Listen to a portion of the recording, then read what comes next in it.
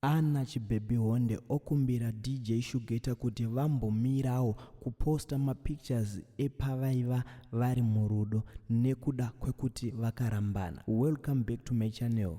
Kana kari kekutanga kusvika pano ndinokumbirawo kuti ungobaya button rekusubscribe then turn on the notification bell kuitira kuti usarasikirwe nema-updates andinouya nawo pano zuva nezuva. So kanyaya kandadzoka nako nhasi kanyaya kadiki kanyaya kaDJ Shugeta pamwe chete Chibaby Honde avo vakambenge vari murelationship munguva pfupi yadarika but zvisinei vakazosiyana. So Shugeta is continued to post mapictures aina Chibaby Honde but ari kuti haasi kufara nazvo nezvikuitwa naShugeta zvekuposta mapictures avo epavaive vari murelationship nekuti zvinomukanganisira current relationship yaari kana Shugeta akaramba achiposta.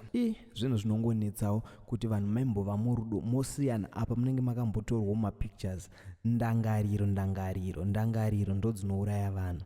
Zvemujolo izvi aiwa vamwe vachazvirega. So Chibaby Honde azokumbirawo DJ Shugeta kuti aiwa bvisai zvenyu maposti enyu anokanganisira relationship. Aposta izvi mushure mekunge DJ Shugeta vaposta ivo vakanyora kuti my soulmate my pinky. I think zvinhu izvozvo hazvina kufadza Chibaby Honde nekuti azonyorawo akati, dear Shugeta, please stop posting me on your page uchitaura nyaya dzerudo. Whatever you're doing, it's ruining my current relationship.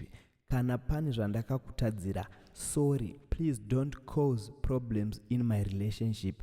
Thank you. Ukaona munhu akukumbirawo ex yake kuti ndinokumbirawo usaposte unondikanganisira relationship yangu, anenge ava mawani apo ex vanenge vachiruda zvekudzokeranawo. I don't know. So muri Zimbabwe ndinokumbira kuti sangane mu comment section muchindiudzawo zvamunofunga about this zvinoitwa nevanhu kana varambana. Pamwe pacho vamwe ndo vanopostawo like this, vamwe vacho ndo vanenge vachisvotesawo ma-ex avo but uyaradza kuti anenge achine ma-interest na-ex wake.